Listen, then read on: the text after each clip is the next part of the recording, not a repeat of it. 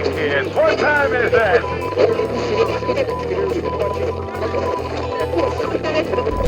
Hey, it's Edson with GeekTime TV, and it looks like I'll be saving some of my diminishing brain cells because I won't have to do any more reviews of this show.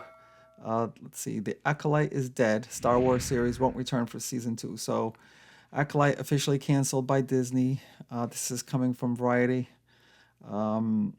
with the writer Adam B. Very, it says. So, let's look into this. The Acolyte will not return for season 2. Lucasfilm has elected not to continue with the Star Wars Disney Plus series following its first season, which depicted the rise of the Sith roughly 100 years before the events of Star Wars Phantom Menace. I can't overstate that this is happening. I mean, obviously, it made perfect sense that it gets canceled, but Disney doesn't always do what makes sense. But the fact that they've canceled it so soon instead of just leaving it out there with a possibility of renewing it just tells you just how bad the numbers were and viewership numbers were in terms of this show. I mean, it's got to be much worse than what we all thought it was because for them to have canceled this so quickly, the news comes at once as a shock, given how much of the season 1 finale ended on a cliffhanger and teased several plot lines for a season 2, and not much of a surprise given the wildly opposing reception from fans and the less than robust viewership that appeared to drop off as the series premieres in June, of course. Again, I can't overstate how much this is a surprise coming from Disney Plus. It's not a surprise at all that this show gets canceled because it was so bad. But I am a little bit surprised that Disney Plus canceled it so quickly. As I said, it's clear that the show was they planned this show to be their next main show of the Star Wars Disney Plus. It was The Mandalorian. They had Mandalorian season 1, 2, and 3. 1 and 2 were pretty good. 3 I'm not so sure about. And then instead of going to Mandalorian season 4, what they did was they're now planning season 4 to actually be a theatrical film. And I believe definitely, given what this show's season 1 was, that this show was going to be Disney Plus's Star Wars main show to take over for The Mandalorian. The reason why I say that is because of what they say here. Many different plot lines teased and left up in the air. Obviously, they planned on many more seasons to come, and the whole season was one big setup. It's like they set up a bunch of things that they never revealed. They never settled at the end. And obviously, they were hoping for not just season 2, but more seasons after that. But obviously, it came out so bad that the viewership and the viewership numbers had to have been really, really bad for them to just scrap this and not even give it any more chance. Not a surprise to me and to many of us because, as I said, how bad it was. But I am a bit surprised that Disney Plus made the sensible choice here. Let's see. The show followed twins Osha and May, both played by Amanda Steinberg, who were separated as children and led to believe that the other had been killed. Some critics and fans loved how the show challenged the traditional perception of the Jedi as infallible and wholly virtuous, as embodied by the emotional, self-serving choices made by Jedi Master Soul, who is responsible for removing Osha from her family and causing her separation from her sister. No, this is kind of like stretching it and almost an outright just lying.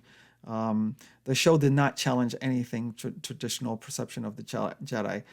Star Wars had already portrayed the Jedi as flawed. I mean, just look at Anakin Skywalker, who was the chosen one of the Jedi, and then you can't be any more flawed than turning into Darth Vader. So this show did not break any new ground in how we saw Jedi or anything like that.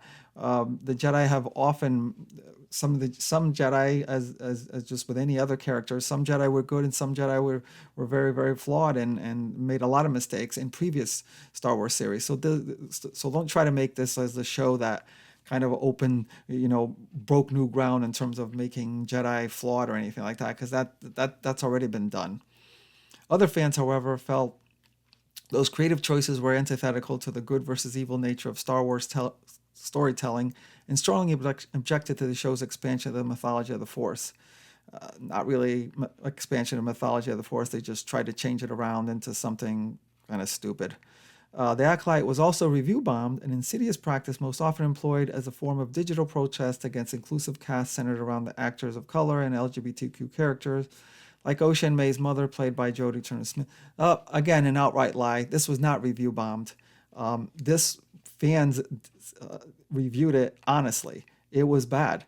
No one was going around protesting this because of characters or actors were part of the LGBTQ class or women of color or anything like that. It was never about that.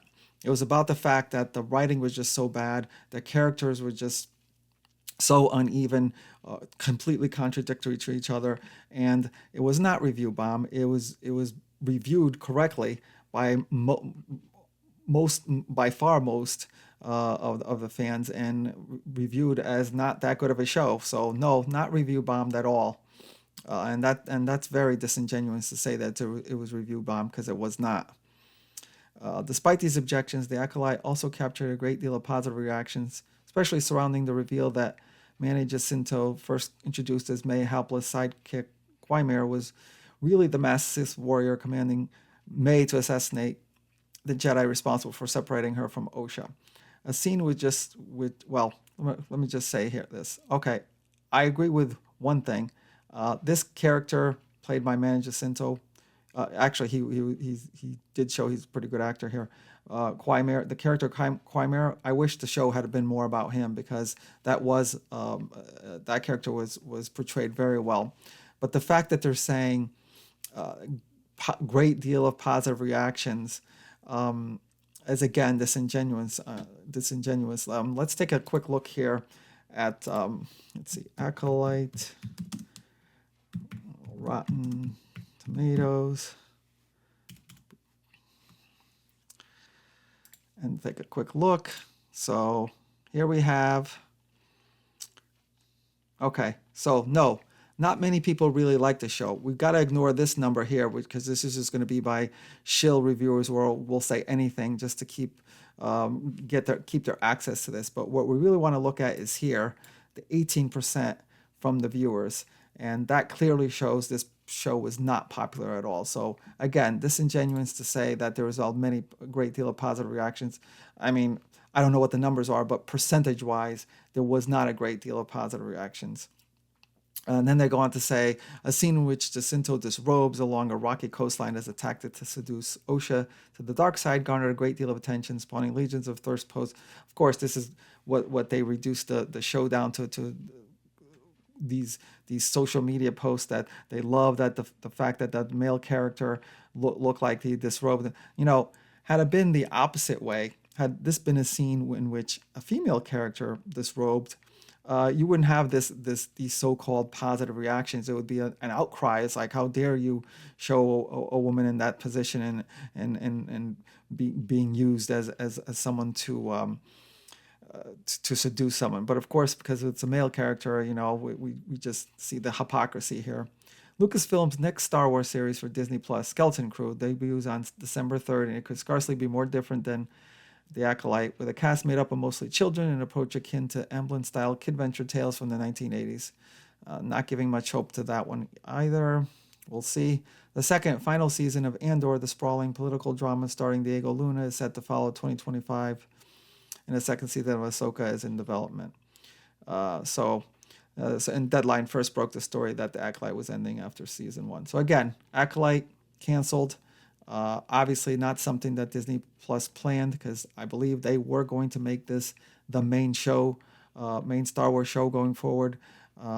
It was set with all brand new characters. It was set 100 years before the current Star Wars canon. So to give them plenty of time to do as many seasons as they wanted, and they wanted it to be their next big show, but it wasn't. And budget of $100 million. Down the drain, as compared to, say, Mandalorian season 1. I believe that was 120 million, much less, and that show was miles ahead of this show. And here we go. Here we are. So Acolyte will not return for season 2, and we're better for it. Unfortunately, I'm not sure Disney is going to correct the Star Wars, the way these Star Wars series and movies are going to go. But at the very least, they did see that this made the most sense, that this series was not going to be able to sustain itself. Okay, that's it for me this time. Please leave me a comment what you think about the Acolyte being canceled. Thank you for watching, and I'll talk to you soon. Thanks for watching GeekTime TV. If you like this video, please subscribe to the channel. If you subscribe, make sure to check the little bell icon anytime someone from our network drops new content here. Want some GeekTime swag? Check out the merchandise available in the GeekTime TV store, linked in the channel description below. Share GeekTime TV with friends, and as always, thank you for your support. We'll see you soon.